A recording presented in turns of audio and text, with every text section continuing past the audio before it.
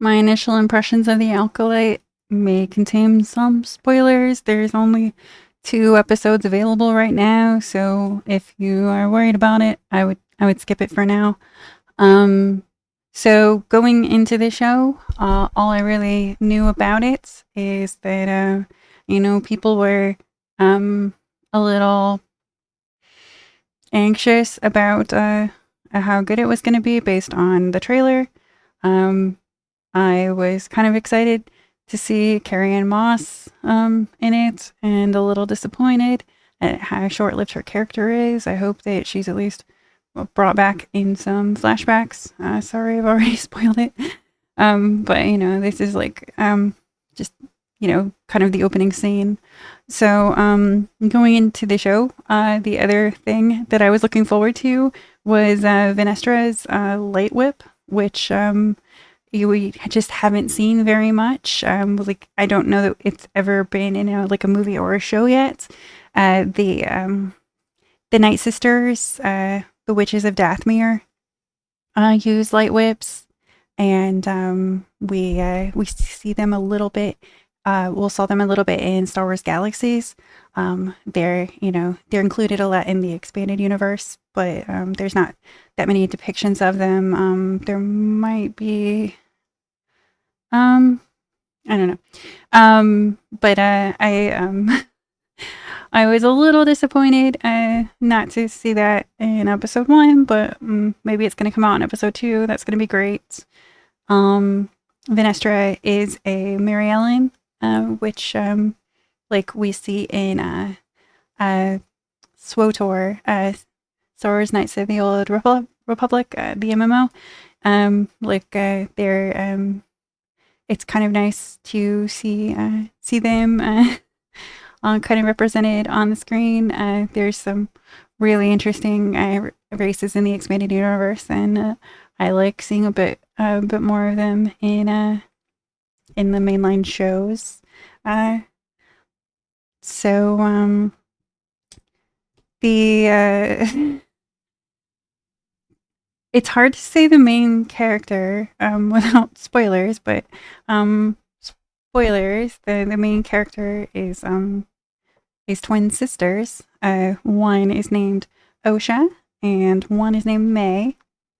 And Osha was trained as a Jedi on Coruscant and seems to have maintained a lot of her sensibilities of being a Jedi in her new life as a mechanic on a freighter.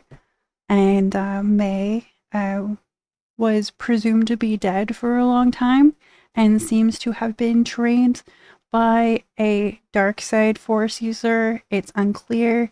With the show being set in like kind of the High Republic era, it's unclear if what sort of order he trained under, like if he's a Sith or just some other dark side user. You only really see him very briefly at the end of episode 1, and it's unclear even who he is yet. But he seems to be the person orchestrating whatever May's mission seems to be. It's the show kind of, at least in the episode 1, sets up the idea that Osha was framed for the murder of one of her former Jedi masters that saved her life as a child when her sister set fire to the family home, which destroyed the rest of her family. And that was when her sister was presumed to be dead. I think this is like a pretty interesting backstory for some characters. I'm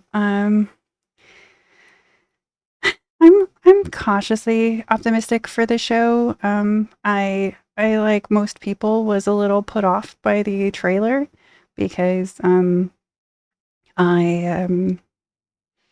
well, I mean, I don't know.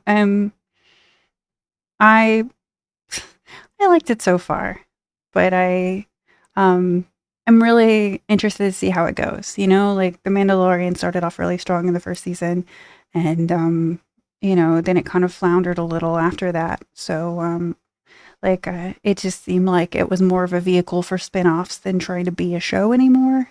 It just got so far away from what initially made it good, that I'm, I'm cautiously optimistic about this one too. I I haven't finished Ahsoka because I really want to spend more time with the Clone Wars and really be kind of prepared for more of that show. So I don't know if that one is good or not yet. I really I don't know. I really enjoy the lore. So I don't really. Sometimes it's nice to just go into like the movie or the show kind of cold and get like the initial first impression, like I tried to do with this one. But it's also nice to pick up on the subtleties and references, like when Osha is captured to be taken back to Coruscant, the her plane crashes on Karlak, which is like an outer rim planet that does show up in the Clone Wars. So I'm kind of interested to see if they're going to do anything with that in the show. It's interesting, like in the early episodes, to see like what what kind of planets that that we're gonna like visit and get a feel for them during different eras. I'm I don't know. I I've only seen the first episode. I'm going to watch the second one, and I might have a bit more of a feel for the show now. But like I thought it was a good setup. I think the idea of siblings is interesting enough. I I like I like seeing the actress play two separate characters, but I still wonder how well that's going to be handled because with the Osha character, her former master, a a different Jedi that was in training with her, and like several other people seem to have an attachment to her, which is kind of goes against being a Jedi. So it sort of really, really sets it up that she's a good person, which is good, right? But can can get a little into Mary Sue territory if if they're not kind of careful with how they handle it, because the idea, it's like, oh, well, they're a good character, so the rules aren't going to apply to them the way that they would with other characters, starts to create kind of an imbalance. They do show through her actions that she's a good character when she's on a prison freighter, and it's going to crash, and there's not many escape pods left. There is a man on the floor in a cell that earlier it was said that he was like a violent criminal, and she makes the choice to save him instead of leave him on the ship, which felt very Jedi, like do what's right in the moment without thinking of kind of the the future ramifications of it. So, like it kind of got the like, you're doing good in the moment, but are you doing greater good? And that can introduce like some interesting like flaws in her character maybe later in the show. That would be nice to see. And even like her sister May, in the opening scene when she's like she's assassinating like a Jedi master, she has the choice to kill the cantina like bartender that witnessed, and there's a small child creature that is there, and she changes her mind seemingly because she doesn't want to like kill the little creature's parent, right?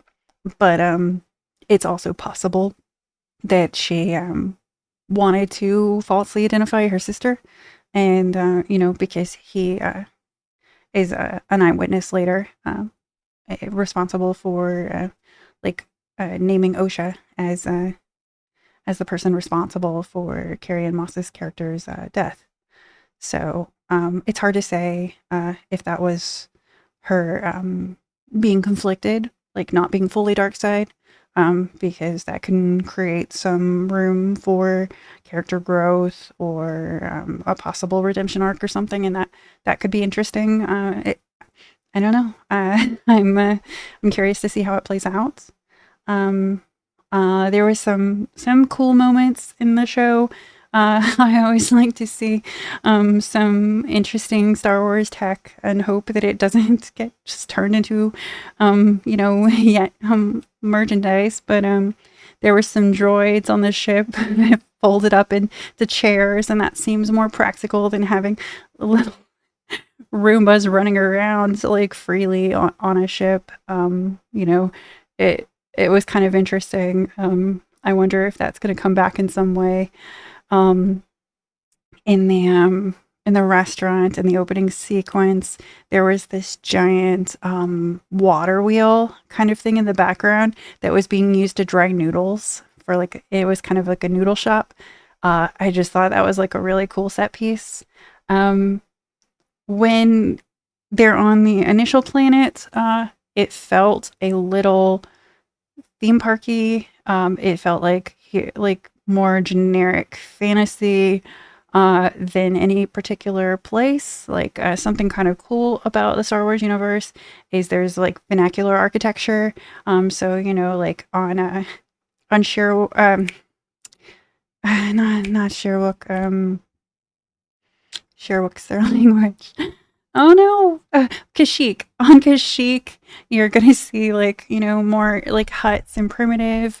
On Coruscant, a very formal area, you're going to see a lot more of the fancy buildings that kind of have that Art Deco feeling, and which I've always liked. Nar Shaddaa was referenced in the show but not shown, and I'm excited to see the show version of Nar Shaddaa. I hope that maybe they do visit it since they mentioned it. I don't know if it was a throwaway line or not.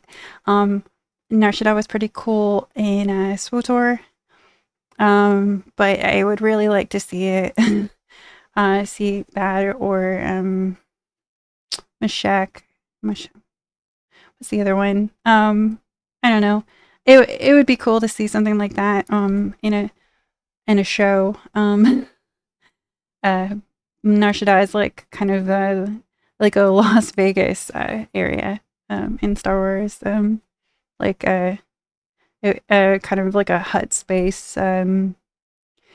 It would just be really cool to see something like that. Not that there's any shortage of cantinas in the shows and movies, but still, it's nice to see places from the expanded lore being folded into some of the mainline shows and movies. So I'm excited for that. I don't know. I liked what I saw so far. I'm cautiously optimistic for the show. We'll see what happens. I'm gonna see episode 2 and see if that moves the needle one way or the other for me. What do you think of it so far? Take care.